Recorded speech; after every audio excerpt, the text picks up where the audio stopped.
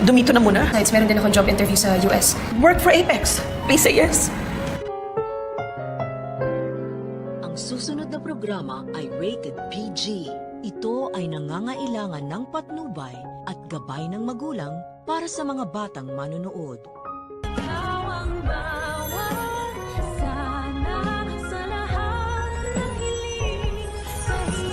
Kabanding po namin dun sa Apex dati.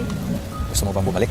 Ito po Matapos nga ang matagumpay na Christmas party ng mga bata, ay makapag-uusap ng personal sila Robert at Annalyn. Napansin nga ni Robert na kung gaano kasaya ang kanyang anak na makasama muli ang mga katrabaho nito sa Apex. Namiss nga daw ni Annalyn ang mga banding nila ng kanyang mga katrabaho noon. Kaya naman dito natatanungin ni Robert si Annalyn kung gusto ba nitong bumalik ng Apex. Matitigilan naman si Annalyn sa pagsasalita at mapapaisip sa tanong ng kanyang ama. Si Robert na nga kaya ang makapagpakumbinsi sa kanyang anak na bumalik na ng Apex. Sa kabilang banda, matatanggap na ni Dr. Enriquez ang imbitasyon ni Dr. Hiroshi ng Japan patungkol sa kanyang seminar na gaganapin mismo sa Japan, at imbitado nga dito sila Doc Lindon at Doc Annalyn. At ipapakita niya nga agad ito kay Doc Carlos na nagdadalawang isip pa na ipadala si Annalyn sa Japan. Dahil alam naman natin kung gaano kabigat pa rin ang loob ni Carlos kay Annalyn at nakikipagplastikan nga lang ito sa kanya. Sa kabilang banda, ito naman si Giselle ay pilit pa rin kukumbinsihin sila Eric at ang kanyang anak na si Justin na wag nang umalis ng Pilipinas. Pero ayon kay Justin ay hindi na sila pwedeng mag-extend pa ng stay sa Pilipinas dahil nga may nag-aabang sa kanyang job interview sa States. At dito na nga